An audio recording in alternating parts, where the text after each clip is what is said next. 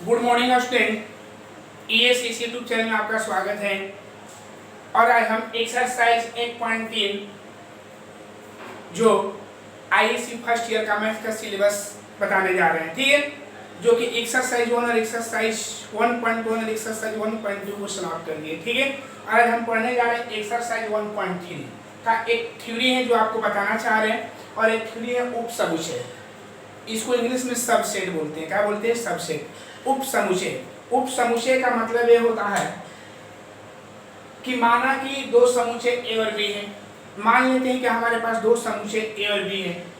तब यदि समुच्चय ए का प्रत्येक अवयव समुच्चय बी का भी एक अवयव हो, यदि समुच्चय ए का प्रत्येक अवयव समुच्चय बी का भी एक अवयव हो, तो ए बी का उप समुच्चय कहलाता है।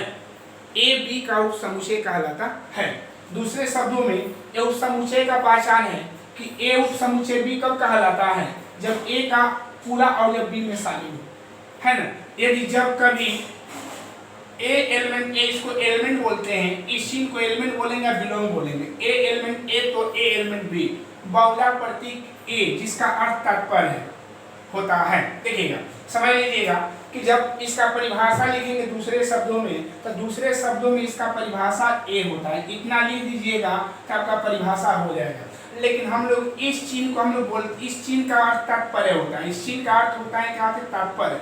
और इसका इसलिए प्रयोग किया जाता है कि सुविधाजनक रूप में अगर किसी भी समुच्चय का परिभाषा देना होगा तो हम इस चिन्ह का भी प्रयोग कर सकते हैं। तो ए उप समुच्चय बी तभी कहलाता है यदि ए बिलोंग बड़ा ए में और छोटा ए बिलोंग बड़ा बी में अगर रहेगा, तो हम इसको बोलेंगे कि क्या है? उप समुच्चय है। जैसे किताबी भाषा हो गया कि उप समुच्चय किसे कहते हैं, लेकिन अपना भाषा में आइए, हम अपने भाषा में बताने जा रहे हैं। उप समुच्चय का मतलब होता है कि यदि ए का प्रत्येक अवयव बी में शामिल हो तो बोलेंगे कि ए उप समुच्चय बी है। जैसे मान लेते हैं बाबू कि ए हमारा, इसमें हमारा क्या है? समुद्र का पानी है। क्या है बाबू? समुद्र का पानी है। और इसमें जो हमारा है तालाब का पानी है। ये भी पानी है, ये भी पानी है। अब आप ही बताइएगा थोड़ा सा बाबू लोग, इसको मान लेते हैं ए और इसको मान लेते हैं बी।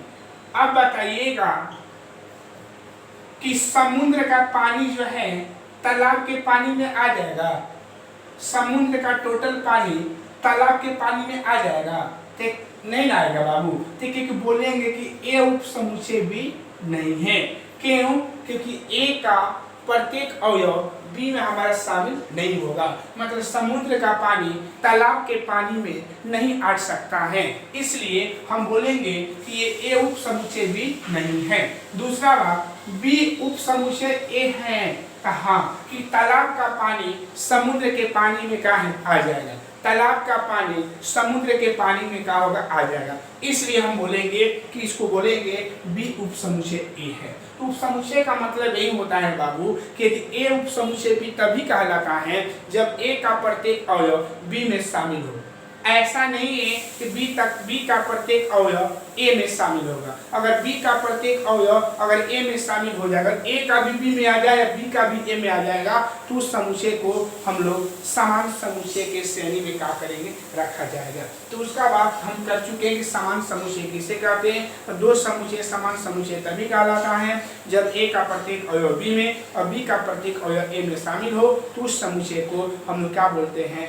समान समुच्चय के नाम से क्या करते जानते हैं। लेकिन यहाँ परिभाषा आ रहा है उप समुच्चय। तो उप समुच्चय का मतलब यही होता है कि ए उप समुच्चय भी तभी कहलाता है जब ए का प्रत्येक अवयव बी में शामिल हो तो ए उप समुच्चय बी कहलाता है, या जब बी का प्रत्येक अवयव ए में शामिल हो तो उसको भी उप समुच्चय ए कहते हैं। ठीक है, तो आप एग्जाम्पल को समझ गए होंगे। एग्जाम्पल नंबर हमारा 1 हो गया, है ना। ये हमारा समुद्र का पानी है और ये हमारा तालाब का पानी है। अब बताइएगा कि समुद्र का पानी तालाब के पानी का उप समुच्चय होगा? नहीं होगा बाबू। लेकिन तालाब का पानी समुद्र के पानी का उप समुच्चय होगा, क्योंकि तालाब का पानी समुद्र में पूरा मिल जाएगा, लेकिन समुद्र का पानी तालाब में नहीं शामिल होगा। कि समुद्र का कोई पानी का लिमिट नहीं, अनंत है ना। ठीक है, तो वही बात बोला गया है कि उप समुच्चय किसे कहते हैं। तो उप समुच्चय का मतलब समझ गए होंगे। और याद रखिएगा कि ऐसा जब सिंबल आएगा तो इसको उप समुच्चय बोलेंगे। एक किसका सिंबल है? उप समुच्चय का। ये जो हम लोग का सिंबल है, किसका सिंबल है बाबू? तो उप समुच्चय का मेरा सिंबल है, ठीक है। जहां भी ऐसा चिन्ह आएगा तो हम बोलेंगे उप समुच्चय है, ठीक है। एक बात और समझ लीजिएगा, इसको बोलते हैं ए उप समुच्चय बी, इसको बोलेंगे बी उप समुच्चय डी। बी उप समुच्चय डी कहने का अर्थ क्या समझते हैं? यदि बी का प्रत्येक अवयव डी में शामिल हो जाएगा तो बोलेंगे कि बी उप समुच्चय डी है। अगर हम बोलेंगे कि ए उप समुच्चय डी, कहने का मतलब क्या है? यदि ए का प्रत्येक अवयव अगर डी में शामिल हो जाएगा तो हम बोलेंगे कि ए उप समुच्चय डी है। तो आई होप समझ गए होंगे, देख रहे होंगे कैसे इसको हम बता रहे हैं, ठीक है। एकदम वीडियो को अच्छा तरीका से देखिएगा, हम गारंटी दे रहे हैं कि आपको कोई भी दिक्कत नहीं होगा, ठीक है। और जहाँ तक आप लोग उम्मीद है कि 16 जुलाई से आप लोग का फर्स्ट ईयर का क्लास अपने कोचिंग में स्टार्ट करेंगे, ठीक है। ये आपको इन्फॉर्मेशन आज शाम को या कल शाम को चला जाएगा, ठीक है, आप लोग व्हाट्सएप ग्रुप पर। तो ये हम लोग का बोला गया है कि ए उप समुच्चय बी कहने का अर्थ ये होता है कि ए का प्रत्येक अवयव बी में शामिल हो तो हम बोलेंगे ए उप समुच्चय बी है। बी का प्रत्येक अवयव डी में शामिल हो तो बी उप समुच्चय डी है। अगर ए का प्रत्येक अवयव डी में शामिल हो तो उसको ए समुच्चय डी बोलते हैं। आई होप समझ गए होंगे, ओके। अब हम अगला बात करने जा रहे हैं, तो ए उप समुच्चय डी का मतलब समझ गए। इसमें ज्यादा थ्योरी नहीं है, इसका हम क्वेश्चन आप लोग को बता रहे हैं, ठीक है। एक्सरसाइज 1.3 क्वेश्चन हम बताने जा रहे हैं। इसमें ज्यादा थ्योरी नहीं था, खाली सिर्फ इसी का परिभाषा एक होता, ठीक है। तो इसका पहला क्वेश्चन है, रिक्त स्थानों को पूरा कीजिए। रिक्त स्थानों में प्रतीक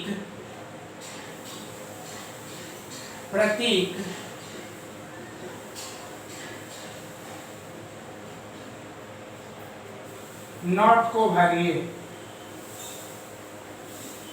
भरकर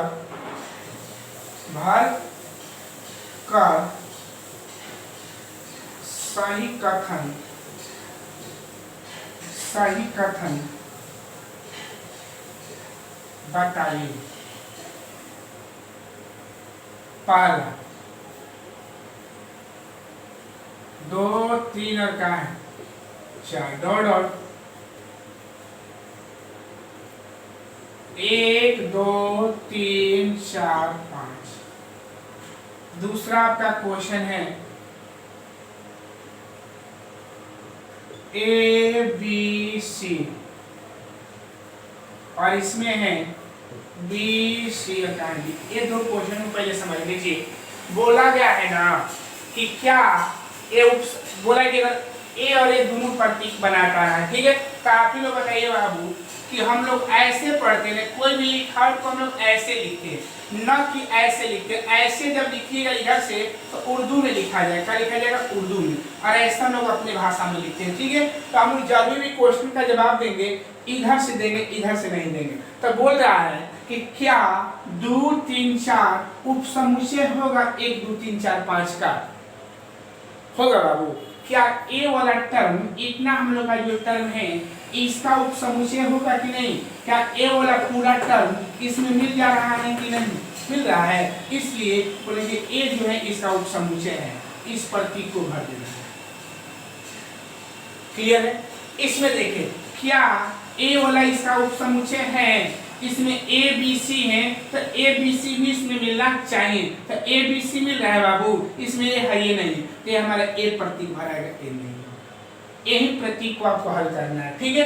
तीसरा आपका क्वेश्चन दिया है बाबू, ध्यान दीजिएगा। तीसरा क्वेश्चन आपका दिया हुआ है कि एक सच दैट एक्स किसी समतल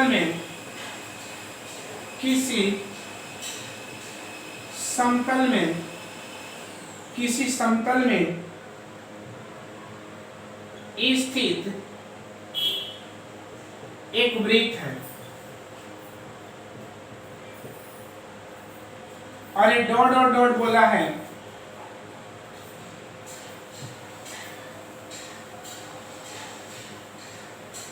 एक सच एक्स एक समान समतल में एक शांत समतल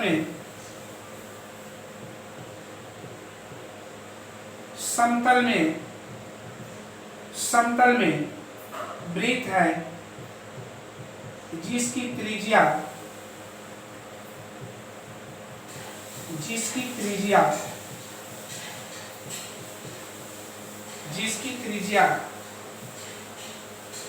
1 इकाई है। देखिए आप समझिएगा, बोला है कि एक साइड एक किसी समतल में स्थित एक वृत्त है। तो मान लेते हैं कि यहाँ जो हम डबा बनाएंगे वो खाली वृत्त है, बहुत सारा वृत्त है, नाम नहीं बोला है लेकिन वृत्त है। और इसमें जो वृत्त है ना बाबू, इसमें भी वृत्तें हैं, लेकिन ये बोल दिया है कि इसमें समान साइज का है, जो कि इसकी त्रिज्या कितना है, 1 सेंटीमीटर है। 1 सेंटीमीटर का त्रिज्या है। थोड़ा सा गौर करिएगा और ध्यान दीजिएगा आप लोग। अगर हम बोल दे कि बाजार से मछली लेकर आइए, तो बाजार से जब मछली लेकर आइएगा तो हम आपको खाली ये न बोले मछली लेकर आइए, लेकिन अब कौन मछली लाइएगा आपको गारंटी नहीं, जो भी मिलेगा आप वो भी उठा कर लेकर आइएगा। लेकिन हम अगर बोल दें क्या बाजार रोहतास बाजार में जाइए और जाकर 1 केजी बर्फ वाला मछली लाइए, 1 केजी रेहू मछली लाइए, 1 केजी प्यासी मछली लाइए, तो ऐसा नाना प्रकार के मछली का नाम बोलेंगे तो आप उसी प्रकार के मछली का नाम लीजिएगा। तो एक बात हमें समझाना चाह रहे हैं कि अगर खाली मछली कहेंगे तो मछली कहने से पूरा मछली जाति का बोध हो जाएगा।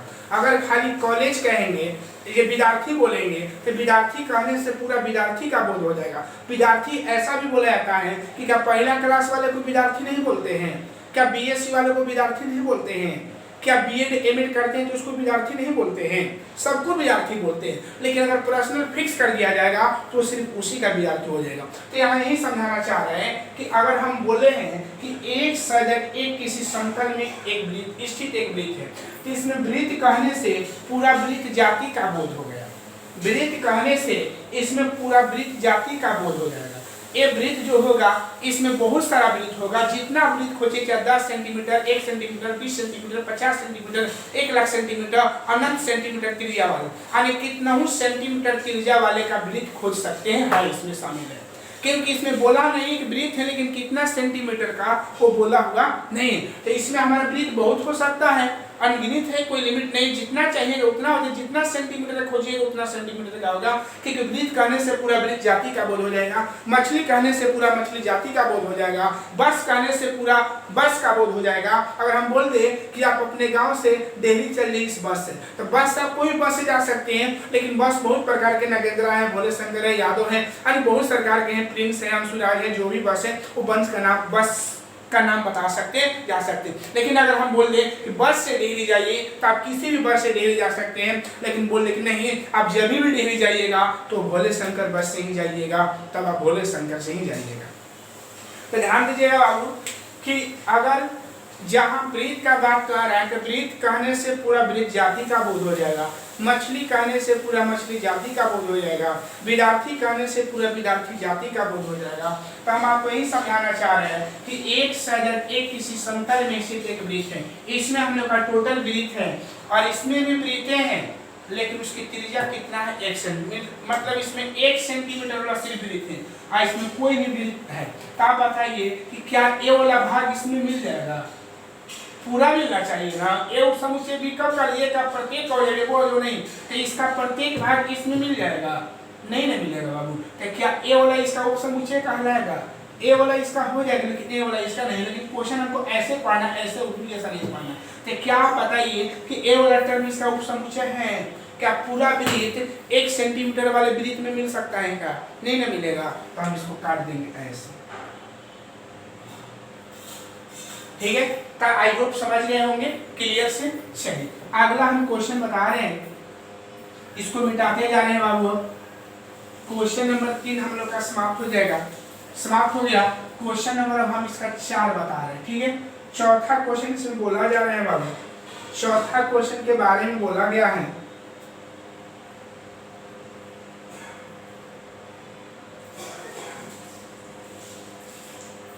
क्वेश्चन नंबर हम लोग का 4 है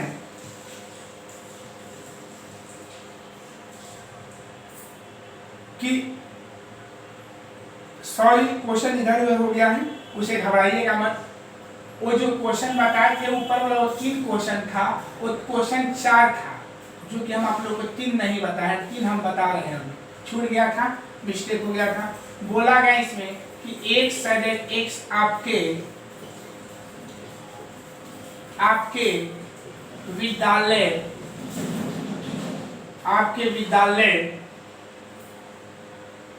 की कक्षा 11 का एक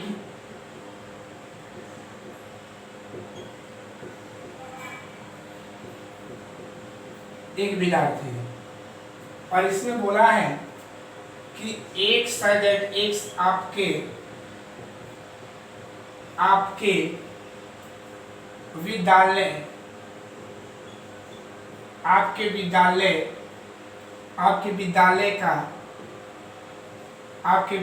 का एक विद्यार्थी है।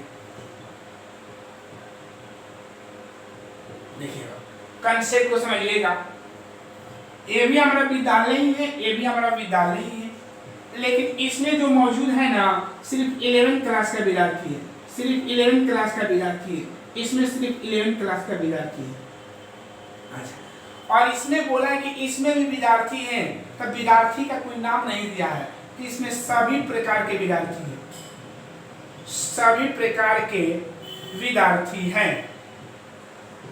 तो अब बताइए बाबू कि इसमें जो है, इस इधर वाले में सिर्फ 11 क्लास का विद्यार्थी है, और इधर वाले में जो हमारे हैं आपके विद्यालय का विद्यार्थी। तो विद्यालय कहने से पूरा विद्यालय का विद्यार्थी कहने से पूरा विद्यालय जाति का बोध हो गया, यानी विद्यालय में जिस क्लास के विद्यार्थी होंगे सभी आ जाएंगे, लेकिन इसमें सिर्फ 11 क्लास का विद्यार्थी है। तो अब बताइए कि क्या ये वाला टर्म इसमें पूरा मिल जाएगा कि नहीं? 11 वाला पूरा टर्म इसमें आ जाएगा कि नहीं? सभी विद्यार्थी में आ जाएगा कि नहीं? आ जाएगा ना बाबू, क्योंकि इसमें 11 क्लास का है, इसमें विद्यार्थी है, तो विद्यार्थी आपके विद्यालय का भी, इसमें भी आपके विद्यालय का है, लेकिन इसमें आपके 11 का विद्यार्थी है और इसमें पूरा विद्यार्थी है, तो ये वाला इसमें मिल जाएगा ना बाबू। तो हम बोले कि ये उपसमुच्चय।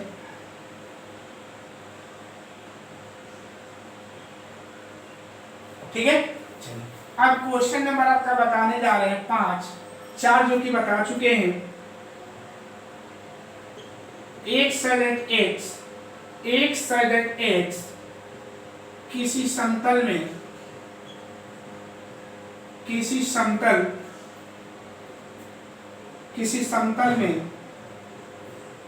स्थित एक त्रिभुज है।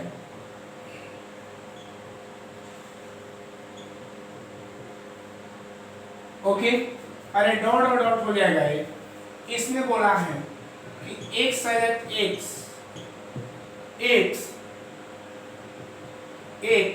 एक साइडेड एक्स किसी समतल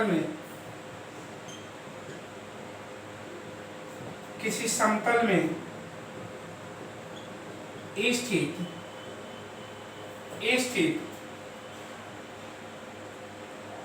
एक आयत है। तो ये तो आसमान जमीन का अंतर, इसमें त्रिभुज है और इसमें आयत है तो चतुर्भुज होगा। तो इसमें तो कोई भी गुण नहीं मिलेगा, ये अपना अलग जाति का है, ये अपना अलग जाति का है, तो ये आपका तो उपसमुच्चय कभी होगा ही नहीं, तो ये आपका उपसमुच्चय नहीं है। ओके, क्वेश्चन नंबर 6 का बात करने जा रहे हैं। एक साइडेड एक्स किसी समतल में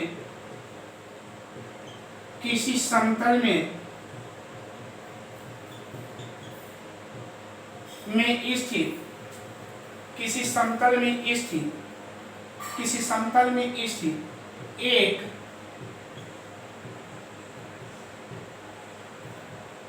समबाहु त्रिभुज है। समबाहु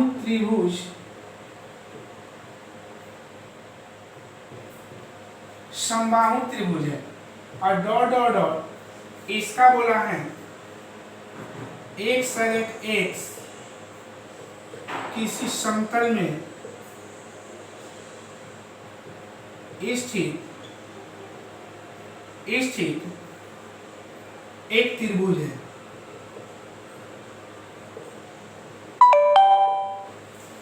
ध्यान दीजिएगा यहाँ पर कि एक त्रिभुज कहने से आप एक त्रिभुज का बात मत समझिएगा। एक त्रिभुज आपका जहाँ एक दिया है ना, आपको एक सेंटेंस को पूरा करने के लिए देना है। ये मत समझिए एक मतलब एक नहीं, यहाँ एक मतलब एक नहीं होगा, एक सेंटेंस को पूरा करे। तो आप ही बताइए बाबू कि इसमें कैसा त्रिभुज है? समबाहु त्रिभुज। समबाहु त्रिभुज किसको बोलते हैं? अगर कोण के आधार पर बोलेंगे तो सभी कोण कितना डिग्री होना चाहिए? 60 डिग्री का। कितना डिग्री का?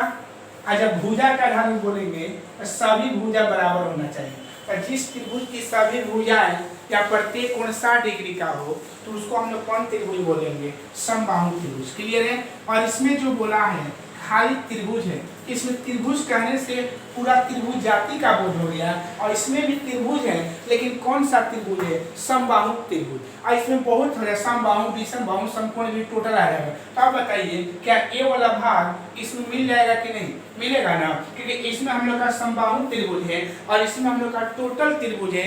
दुनिया का कोई भी त्रिभुज का नाम सुने होंगे या सुनिएगा, वो सब इसमें त्रिभुज शामिल है। तब बताइएगा कि क्या समबाहु इसमें मिल जाएगा कि नहीं? मिलेगा ना। तो क्या बोलेंगे? उपसमुच्चय। इसको क्या बोलेंगे हम? कि उपसमुच्चय है। तो उपसमुच्चय का मतलब आप लोग समझ गए कैसे हम लोग को हल करना है। क्लियर है? अगला पॉइंट,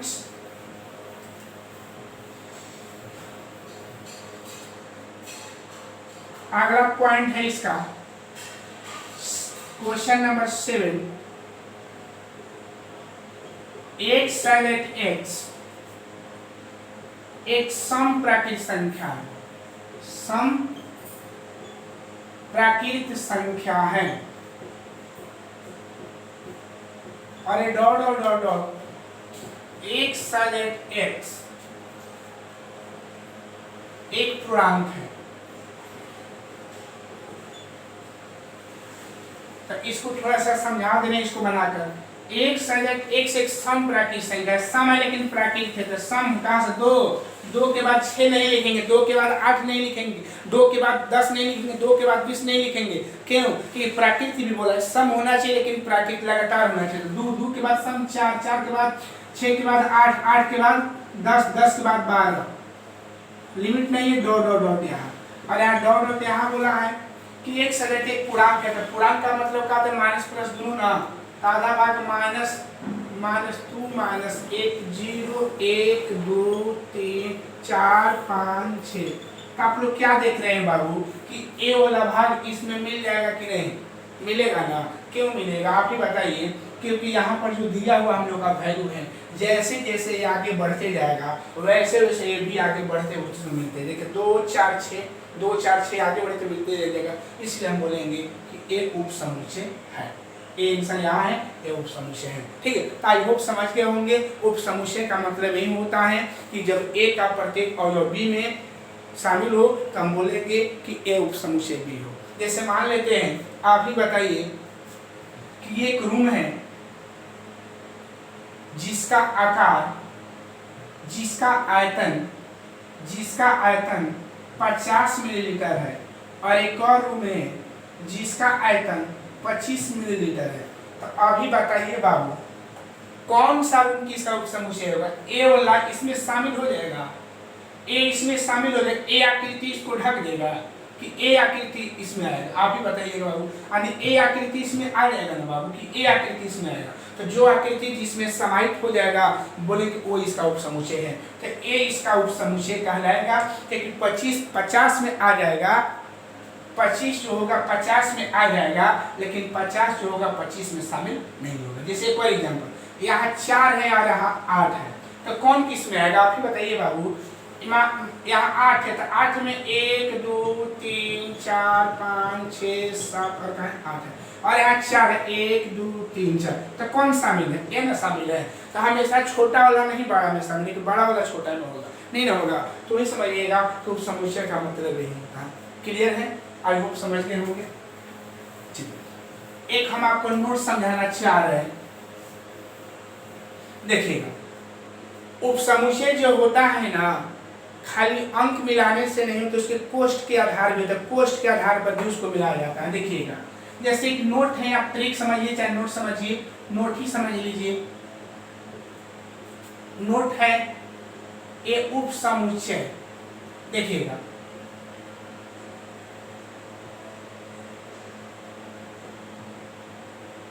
यहां लिखेंगे उप समुच्चय और यहां लिखेंगे अवयव। अवयव का सिंबल ऐसे होता है और उप समुच्चय का सिंबल अभी पढ़े ऐसे होता है। क्लियर है? ये ध्यान देना है कि उप समुच्चय में क्या होता है कि समान कोष्ठक होता है, समान कोष्ठक। और इसमें होता है एक कोष्ठक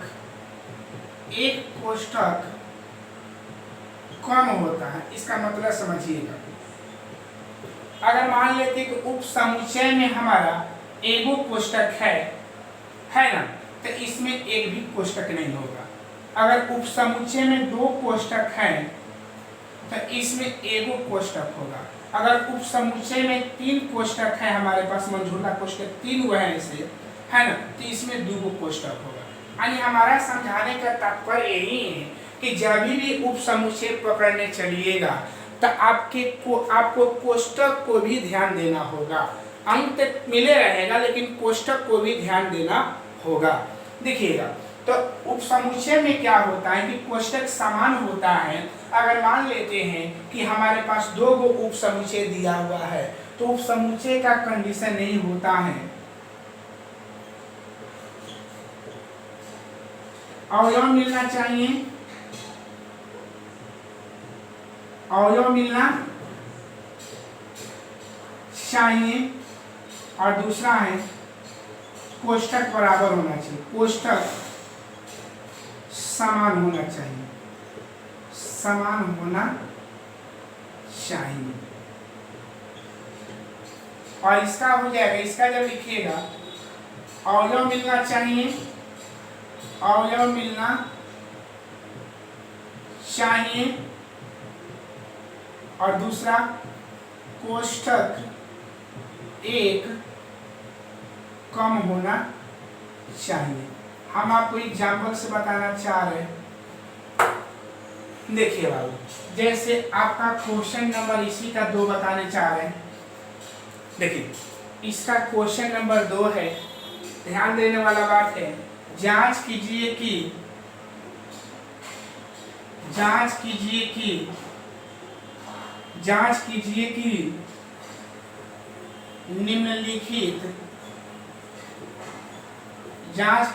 निम्नलिखित कथन सत्य है।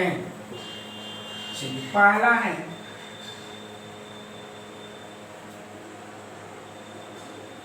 ए बी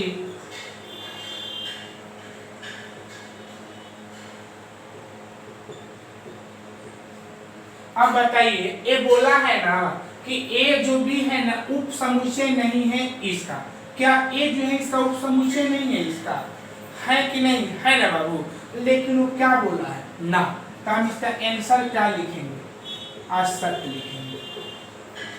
असत्य है। क्या है बाबू? असत्य है। इसमें सत्य और असत्य का जवाब देना है। ये क्या है? असत्य है, क्योंकि ए बोला है ना कि ए बी उप समुच्चय, ए बी जो है उप समुच्चय नहीं है, लेकिन ए बी उप समुच्चय है। और देखिए बाबू, थोड़ा समझिएगा, हमारे कंडीशन को समझिएगा। यहाँ मंझोला कोष्ठक कगो है? एगो है। तो इधर भी मंझोला कोष्ठक एगो है ना, इसमें अवयव ए बी है तो इसमें भी ए बी होना चाहिए ना। उप समुच्चय होने का कंडीशन 2 को अवयव मिलना चाहिए। अवयव मिल रहा है कि नहीं बाबू? मिल रहा है। अवयव मिलना चाहिए, अवयव मिल रहा है नहीं, इसका इसमें मिल रहा है कि नहीं? मिल रहा है ना। और कोष्ठक समान होना चाहिए, और इसमें कोष्ठक मंझोला एगो है तो इसमें भी कोष्ठक का एगो है। तो हमारे हिसाब से, हम लोगों के हिसाब से ये उप समुच्चय है, लेकिन किताब के हिसाब से उप समुच्चय बोला है कि नहीं है, तो उसी के हिसाब से चलेंगे। तो क्या बोला? वो नहीं है लेकिन हमारे हिसाब से है, हम क्या बोलेंगे? असत्य है। क्लियर है? कोई प्रॉब्लम नहीं होगा भाई, कोई दिक्कत नहीं होगा। ठीक है। दूसरा है ए कॉमा ए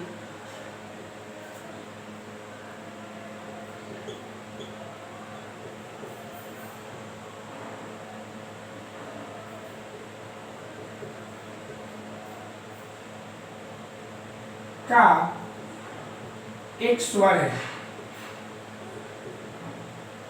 तो देखिएगा इसमें बोला है कि ए कॉमा ई उप समुच्चय है इसका, तो इसको थोड़ा अच्छा से याद रखें। ए कॉमा ई मंझोला उप समुच्चय बोला है और इसमें अंग्रेजी का स्वर ए ई आई ओ ई। तो अब बताइए कि क्या ये कथन सत्य है कि असत्य है? सत्य है ना। क्यों?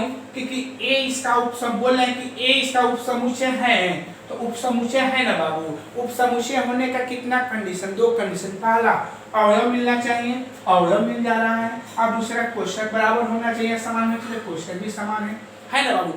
क्लियर है? समझ गए होंगे। तो उपसमुच्चय है कि नहीं? है ना। तो सत्य है कि असत्य है? किताब का बात हो रहा है, किताब का बात होगा तो सत्य होगा, किताब का कहना नहीं होता सत्य होगा। तो ये क्या लिखेंगे? आंसर इसका जो हो जाएगा भाई सत्य है। चलिए क्वेश्चन नंबर हम यहाँ 3 इसी का बता रहे हैं बाबू। देखिएगा आप लोग 1 2 3 उपसमुच्चय 1 3 5। देखिएगा उत्तर देना। उपसमुच्चय होने का कितना कंडीशन? दो। पहला है और दोनों होगा तभी अवयव मिलना चाहिए। 1 2 3 है तो इसमें भी 1 2 3 है, नहीं ना बाबू। 1 2 3 है तो इसका इसमें मिल जाना चाहिए। 1 2 3 है नहीं ना। तो जब पहले ही पालन नहीं किया तो आगे पालन भी करेगा तो हमारा उपसमुच्चय कहलाएगा नहीं। उपसमुच्चय होने का दो कंडीशन होता है। पहला अवयव मिलना चाहिए और दूसरा कोष्ठक समान होना चाहिए। तो जब अवयव मिला ही नहीं तो आगे देखने की जरूरत ही नहीं। तो ये क्या लिखेंगे बाबू? असत्य है। कहीं प्रॉब्लम नहीं होगा भाई। देखिए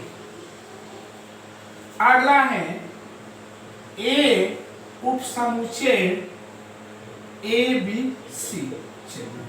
ये बताना है कि सत्य है कि असत्य है। तो आप ही बताइएगा बाबू। पहला नियम क्या है कि अवयव मिलना चाहिए, अवयव मिल गया। कोष्ठक बराबर होना चाहिए। अगर इधर मंझोला कोष्ठक एगो है तो इधर भी एगो होना चाहिए। अगर दो है तो दो होना चाहिए। तब बताइए कि उपसमुच्चय है ना बाबू। दोनों नियम का पालन किया है कि नहीं? तो जब दोनों नियम का पालन करेगा तो हम बोलेंगे उपसमुच्चय है। तो उत्तर क्या हो जाएगा भाई? सत्य है ना। 5वां क्वेश्चन भाई लोग, ए एलिमेंट और ए बी सी। अब देखिए एलिमेंट का बात आ गया ना बाबू। तो एलिमेंट में क्या कहते हैं कि अवयव मिलना चाहिए। चलिए भाई अवयव मिलना चाहिए, अवयव मिल गया। कोष्ठक के कम होना चाहिए, कोष्ठक एगो कम होना चाहिए। यहाँ कगो कोष्ठक है? एगो। एगो इसमें कोष्ठक है तो इसमें नहीं मिलाना है। इसका कोष्ठक कम होने पर एगो है तो हट जाएगा। मतलब अगर ऐसा होता तब हम बोलते कि हमारा अवयव है। लेकिन हम क्या बोले हैं? अवयव होने का भी दो कंडीशन। पहला कि एलिमेंट माने ए होने का, एक चिन्ह होने का दो कंडीशन। पहला किसमें का अवयव मिलना चाहिए, अवयव मिल गया। एगो कोष्ठक कम होना चाहिए, इसका कोष्ठक कम रहना चाहिए। अगर यहाँ एगो है क्या नहीं होना चाहिए? क्या दो है क्या एगो होना चाहिए? 3 है क्या? ऐसा रहेगा तो हम बोलेंगे कहाँ है वो अवयव है। ये हमारा अवयव नहीं है। क्यों? क्योंकि अवयव अंक मिल रहा है लेकिन इसका कोष्ठक है वो कम होना चाहिए। अगर यहाँ एगो है क्या नहीं होना चाहिए। छठा उत्तर का हो जाएगा सत्य। छठा क्वेश्चन इसी का छठा बोला है कि एक सैगट एक्स संख्या 6 से कम, संख्या 6 से कम एक सम प्राकृत संख्या है। डॉट डॉट मंझोला कोष्ठक डॉट डॉट कर दिए हैं। इसका क्वेश्चन दिया है उपसमुच्चय के चिन्ह ऐसे डॉट डॉट नहीं। एक साइडेड एक्स, एक साइडेड एक्स एक प्राकृत संख्या है, प्राकृत संख्या है जो संख्या 36 को विभाजित करती है।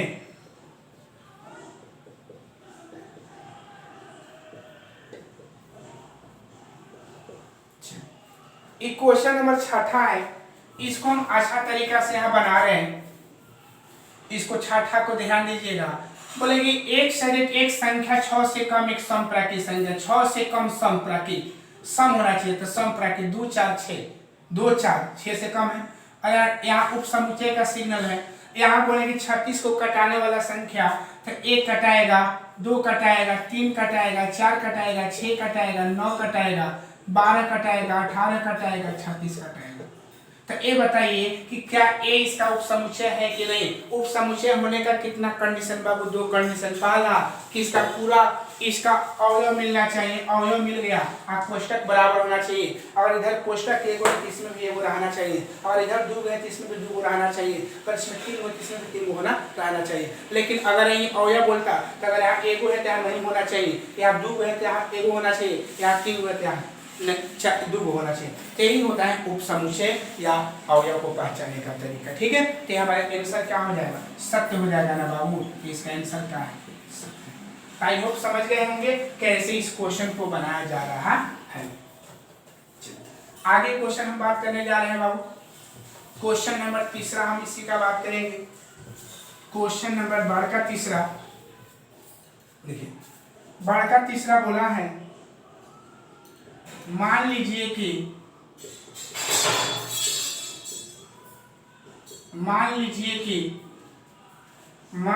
कि ए बराबर 1 2 3 4 5, 1 2 3 4 5 है। निम्नलिखित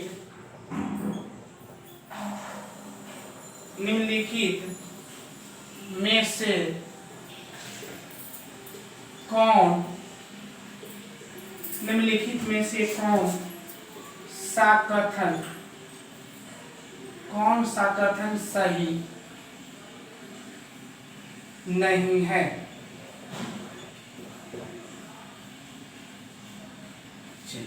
पहला क्वेश्चन इसका दिया हुआ, इसमें का पहला, अभी क्वेश्चन उतारे 3,4,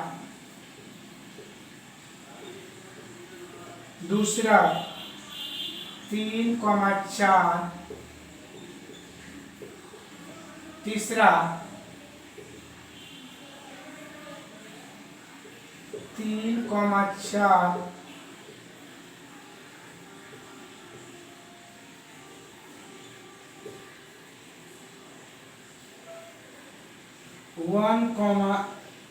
ये पहले 4 को हल किया जाए।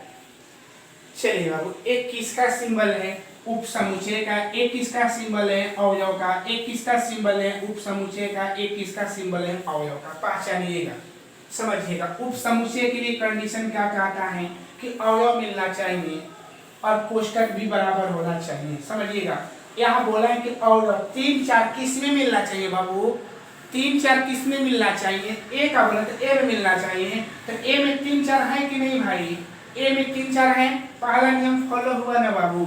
चलिए दूसरा को देखिएगा, कोष्टक बराबर होना चाहिए। तो आप ही बताइए बाबू कि जो 3 4 है ना, वो हमारा 2 कोष्टक में, कैसे 3 4 के लिए तो एगो कोष्टक हमारे यहाँ है और एक पूरा कोष्टक, ध्यान रखिएगा 2 कोष्टक में 3 4 जो है ना हमारा 2 कोष्टक में, कैसे 3 4 के लिए एगो छोटा कोष्टक अंदर दिया हुआ है, एगो पूरा बाहर से कोष्टक दिया है ना बाबू। तो 3 4 के लिए हमारा कौ कोष्टक हो जाएगा भाई, 3 4 के लिए हमारा 2 कोष्टक होगा कि नहीं, 3 4 के लिए हमारे पास कौ कोष्टक होगा भाई, 2 कोष्टक होगा कि नहीं। तो वही बोला गया है उप समुच्चय होने का कंडीशन क्या है कि अवयव मिलना चाहिए। हाँ भाई, हमारा 3 4 तो अवयव मिल गया ना भाई, लेकिन कोष्टक मिल रहा है का, कोष्टक ए में कौ गो है, 2 गो है ना, ए के लिए कोष्टक कौ गो है, 2 गो है।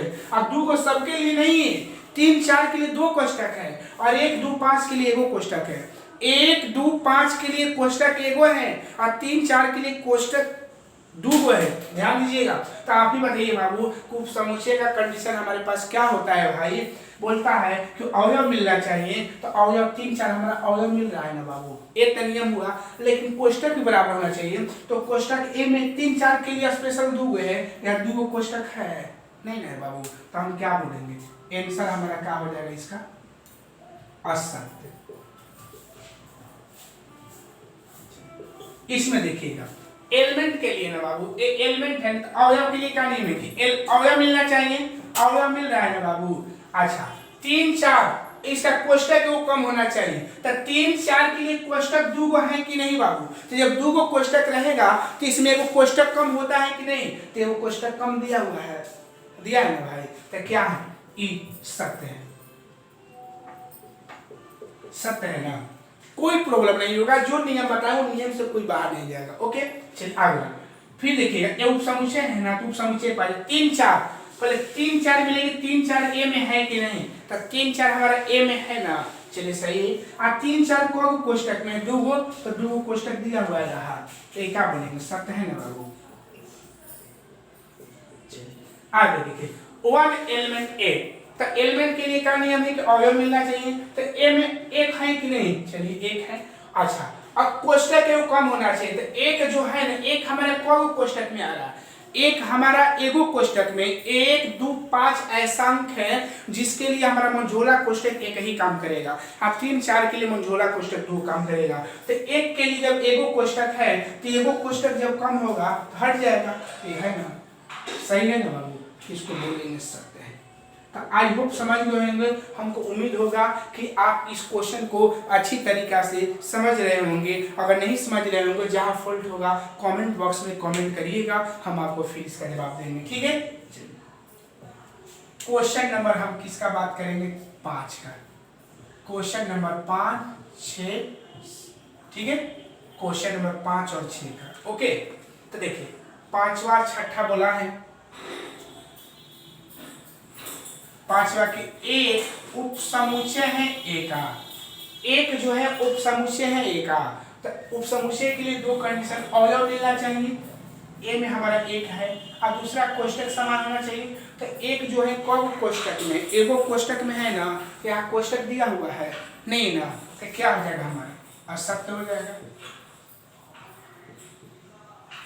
पांचवा छठा देखिएगा, छठा बोला है इसमें 1 2 5 उपसमुच्चय है ए का, तो 1 2 जो 5 हमारा उपसमुच्चय है ए का, तो उपसमुच्चय के लिए क्या कंडीशन है? अवयव मिलना चाहिए, अवयव मिल गया 1 2 5, कोष्टक भी बराबर होना चाहिए। तो ए में जो हमारे 1 2 5 जो दिया हुआ है कोष्टक में, एगो कोष्टक में है ना, तो एगो कोष्टक दिया है, तो हमारा क्या बन जाएगा? सत्य है। क्वेश्चन नंबर 7, क्वेश्चन नंबर कौन सा है बाबू? 7 क्वेश्चन है, तो 7 में कि 1 2 5 एलिमेंट है ए का, और एक क्वेश्चन है 1 2 3 उपसमुच्चय है ए का।